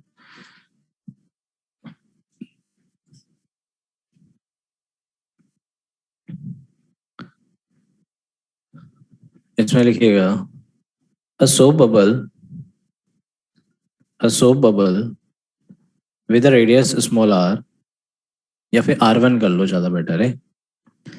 A soap bubble with a radius small r1 is placed on the another bubble, is placed on the another bubble with radius small r2, तो bracket में लिखना R2 is greater than R1। Repeat कर देता हूँ, a soap bubble with a radius R1 is placed on the another bubble with a radius R2, bracket में लिखेगा R2 is greater than R1, इसमें लिखिएगा फुल स्टॉप करके, in this condition or in this case, in this case, angle between the films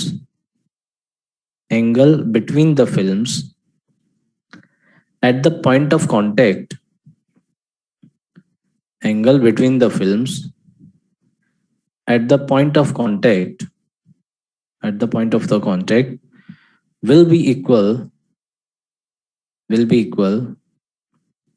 to 120 degree, will be equal to 120 degree। ठीक है, ये तीन statement हैं, तीनों स्टेटमेंट को याद रखिएगा। क्लियर है? ठीक है।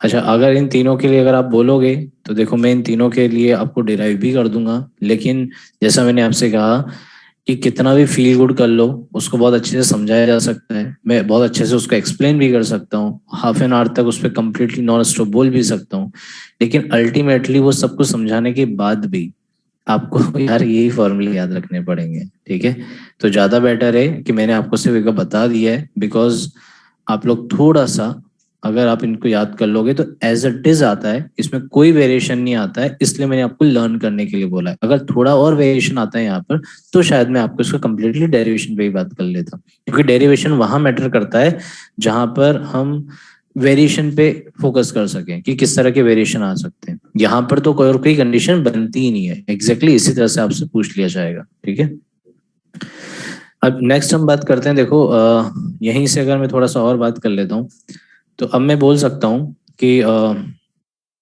एक पार्ट मैंने यहाँ पर इसका ये कंप्लीट हो गया था एक्सेस प्रेशर वाला, अब मैं इस पे बात करने जा रहा हूँ, इस पे भी हम क्वेश्चन देख लेंगे, है ना। अब हम बात करते हैं एंगल ऑफ कांटेक्ट, ये मैं थोड़ा सा समझा देता हूँ कि एंगल ऑफ कांटेक्ट किस तरह से काम करता है। अगर मे भी आज हम नहीं लिख पाएंगे बिकॉज ऑलमोस्ट शायद कितना क्लास ओवर होती है 3:10 पे, हाँ बात कर लेते हैं ऐसे थोड़ी सी। तो देखो ये जो मैं कॉन्सेप्ट डिस्कस करने जा रहा हूँ वो कॉन्सेप्ट क्या है। अच्छा, आप लोगों ने कभी ना कभी देखा होगा यार कि क्या देखा होगा आप लोगों ने, आप लोगों ने देखा है कि जैसे मान लीजिए किसी फैब्रिक पे या फिर हम जैसे मान लो कोई कपड़ा होता है ना, उसमें मान लीजिए कभी कभी आपने देखा हो कोई ड्रॉप गिर जाती है, तो जो ड्रॉप होती है आपको ऐसा लगता है कि वो ड्रॉप गिरी तो एक बहुत कम एरिया पे थी, लेकिन यार उसने एरिया बहुत ज्यादा कवर्ड कर लिया, अफेक्टेड कर दिया। ये समझ में आता है? ये समझ पा रहे हैं ना? आपने शायद ये भी कभी देखा होगा कि जैसे मान लीजिए कोई भी फैब्रिक है, मान लो आपने किसी मतलब जस्ट पानी में डिप हो रहा है, किसी लिक्विड में डिप हो रहा है, तो आपने देखा होगा जितना पार्ट लिक्विड में डिप हो रहा था वो तो ऑब्वियस सी बात है वेट होना ही होना है, वो तो गीला होना ही होना है वहां तक। या भाई ये सिरी हमारे तो हमने कहा कि जितना पार्ट उसमें डिप हो रहा था, है ना, वो तो डेफिनेटली था कि भाई वहां तो वेट होना ही था, वो आपको नजर आएगा इसी, लेकिन आपने देखा होगा जिस लेवल तक वो डिप हो रहा था उसके ऊपर भी अगर आप देखोगे आपको ऐसा लगता है कि वहां पर भी वेटनेस आ गई है। ये समझ में आती है? तो ये जो आप बोलते हो ना कि भाई जितना पार्ट लिक्विड में डिप था वहां तक तो हमें समझ में आ रहा था, लेकिन ये फिर भी इसके ऊपर तक इसका जाना, है ना, इसका ऊपर तक ये जाना, ये ऐसा क्यों हुआ? तो बेसिकली इस बात को बोला जाता है कैपिलरी एक्शन के थ्रू इसको समझाया जाएगा। ठीक है, बिकॉज कोई भी फैब्रिक है वो किससे बना होता है, नंबर ऑफ थ्रेड से मिलके बना होता है। ठीक है, और कैपिलरी का मतलब आप लोग मुझसे ज्यादा समझते हो। ठीक है, तो हम यहाँ पर बात करने जा रहे हैं कुछ इस कॉन्सेप्ट के रिगार्डिंग। अच्छा, मैं इसको बार बार एक्सप्लेन नहीं करूंगा, नेक्स्ट टाइम में डायरेक्ट आते मैं इस पर बात करूंगा, इसलिए बस 2-3 मिनट लेते हुए आपको थोड़ा सा और क्लियर कर देता हूँ कि इसमें और क्या क्या हम पढ़ने वाले हैं। आपने इसका कैपिलरी एक्शन के कुछ और एग्जाम्पल लूं मैं अगर, तो वो ये बहुत अच्छा एग्जाम्पल है, जैसे हम घर में दीपक वगैरह जलाते हैं, किसी का नाम दीपक तो नहीं है? ठीक है, पता लगा। हाँ, तो दीपक जलाते हैं, तो आपने देखा होगा कि उसमें ऑयल वगैरह यूज करते हैं या फिर आप बोल सकते हो घी वगैरह यूज करते हैं। तो आप देखते हैं कि जो कॉटन विक होती है उसको लेकर हम एक एंड पे हमने उसको क्या किया भाई, ये जलता रहता है, लेकिन आप देखते हो कंटिन्यूअसली कंटिन्यूअसली उसमें फ्यूल का कंजप्शन होता जा रहा है। आप देख रहे हो कि उसमें जो भी आपने सब्सटेंस यूज किया था वो धीरे धीरे कम होता जा रहा है। ठीक है, क्यों? क्योंकि वो एक जगह से दूसरी जगह पर ट्रांसफर हो रहा है। ठीक, ऐसा क्यों हो रहा है? एग्जैक्टली वो यही कंडीशन थी जिसमें हम बात करने वाले हैं। और आपको एग्जांपल चाहिए हमारी डे टू डे लाइफ का, तो आप ये बोल सकते हो जैसे आपने अपने घर में देखा होगा या फिर नॉर्मली शायद कहीं देखा होगा, है ना?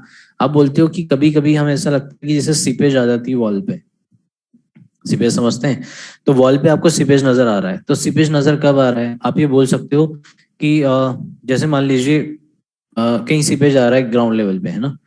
तो आपने कभी ना कभी अपने फैमिली मेंबर्स को बोलते हुए सुना होगा, उनको बोला होगा कि अच्छा है यहाँ से एक पानी का पाइप जा रहा है, मे बी वो लीक हो जाता है तो उसकी वजह से यहाँ पर सीपेज आ जाता है। यार पानी का पाइप तो क्या था, बिल्कुल बॉटम पे था, लेकिन वो जो सीपेज होता है वो कहीं ऊपर से ऊपर तक नजर आता है। नजर आता है ना?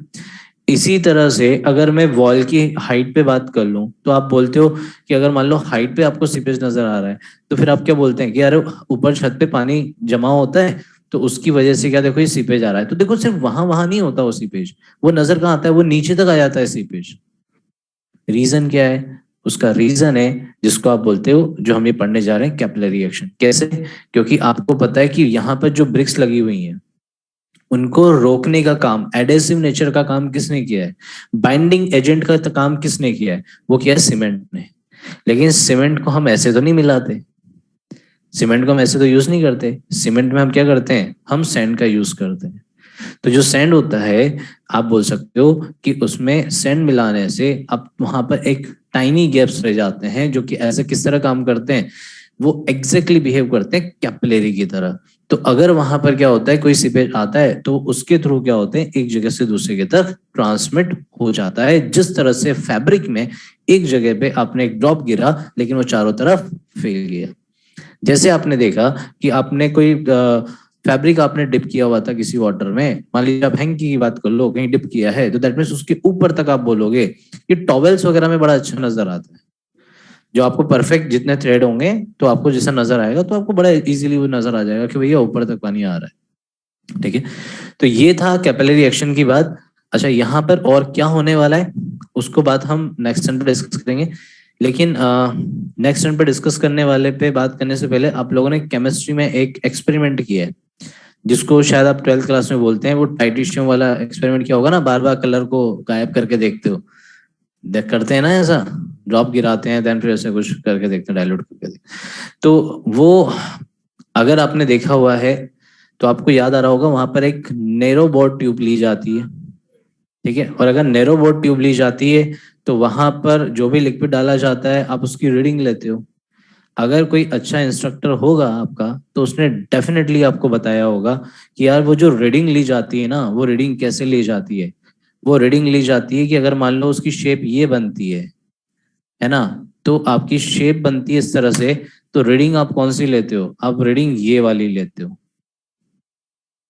ठीक है, तो ऐसा क्यों किया जाता है, ये सब बातें हम नेक्स्ट टर्न पे पढ़ने वाले हैं। ठीक है, thank you very much, bye bye, have a nice day, enjoy करिए आप अपना दिन।